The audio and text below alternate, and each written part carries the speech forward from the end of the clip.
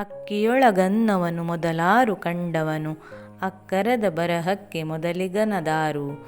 ಲೆಕ್ಕವಿರಿಸಿಲ್ಲ ಜಗತನ್ನಾದಿ ಬಂಧುಗಳ, ದಕ್ಕುವುದೇ ನಿನಗೆ ಜಸ ಮಂಕುತಿಮ್ಮ.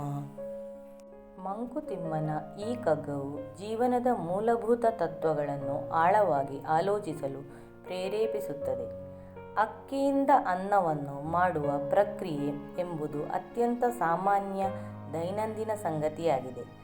ಆದರೆ ಇದನ್ನು ಮೊದಲು ಕಂಡುಹಿಡಿದವರು ಯಾರು ಎಂಬ ಪ್ರಶ್ನೆ ನಮ್ಮಲ್ಲಿ ಕುತೂಹಲ ಮೂಡಿಸುತ್ತದೆ.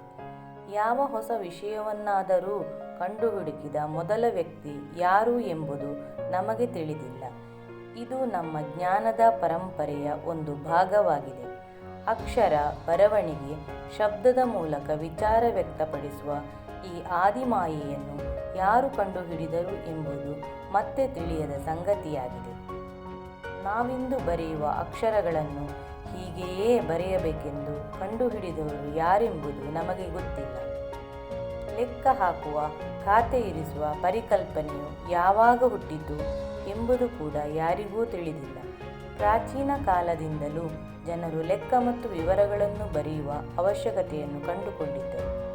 ಜಗತ್ತಿನ ಸಮುದಾಯಗಳು, ಅವುಗಳ ಪರಿಚಯ, ಬಾಂಧವ್ಯಗಳು ಎಲ್ಲವೂ ಲೆಕ್ಕವಿಲ್ಲದಂತಿವೆ. ಮಾನವರ ಅಸ್ತಿತ್ವವು ಅದೆಷ್ಟೋ ಹಳೆಯದಾಗಿದೆ. ಈ ಜಗತ್ತಿನಲ್ಲಿ ಇಲ್ಲಿನ ವಸ್ತು ವಿಷಯಗಳನ್ನು ರೂಪಿಸಿದ ಬಂಧುಗಳನ್ನೇ ಲೆಕ್ಕವಿರಿಸದೆ ಮರೆತಿರುವಾಗ ನೀನು ಯಾವ ಸಾಧನೆ ಮಾಡಿದ್ದೀಯಾ ಎಂದು ಹೆಸರಿಗಾಗಿ ಅಪೇಕ್ಷೆ ಪಡುತ್ತಿದ್ದೀಯಾ? ಮನುಷ್ಯನು ಗೌರವ, ಹೆಸರು, ಕೀರ್ತಿ ಎಂಬುದಕ್ಕೆ ಹಂಬಲಿಸುತ್ತಾನೆ.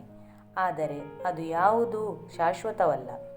ಮಾನವರಾದ ನಾವೇನು ಸಾಧಿಸುತ್ತೇವೆ, ನಮ್ಮ ಜೀವಿತಾವಧಿಯಲ್ಲಿ ಏನನ್ನು ಮುಂದಿನ ಪೀಳಿಗೆಗೆ ನೀಡಲು ಸಾಧ್ಯವಿದೆ ಎಂಬುದನ್ನು ಆಲೋಚಿಸಿ ಅದನ್ನು ನೀಡಲು ಪ್ರಯತ್ನ ಪಡಬೇಕು. ಪ್ರತಿಯೊಂದು ಪ್ರಶ್ನೆಗೆ ಉತ್ತರ ಸಿಕ್ಕರೂ ನಮಗೆ ಅದರ ಮೂಲಕ ಖ್ಯಾತಿ ಅಥವಾ ಗೌರವ ದೊರೆಯುತ್ತದೆಯಾ ಎಂಬ ಪ್ರಶ್ನೆ ಮೂಡುತ್ತದೆ. ಈಗ ತಿಳಿಯದ, ಲೆಕ್ಕವಿಟ್ಟುಕೊಳ್ಳಲಾಗದ ವಿಷಯಗಳನ್ನು ಅರ್ಥ ಮಾಡಿಕೊಳ್ಳುವ ಪ್ರಯತ್ನ ಮಾಡುವುದರ ಬದಲು ಬಂದದ್ದನ್ನು ಬಂದಂತೆ ಸ್ವೀಕರಿಸಿ ಶಾಂತಿಯಿಂದ ಬದುಕಬೇಕು.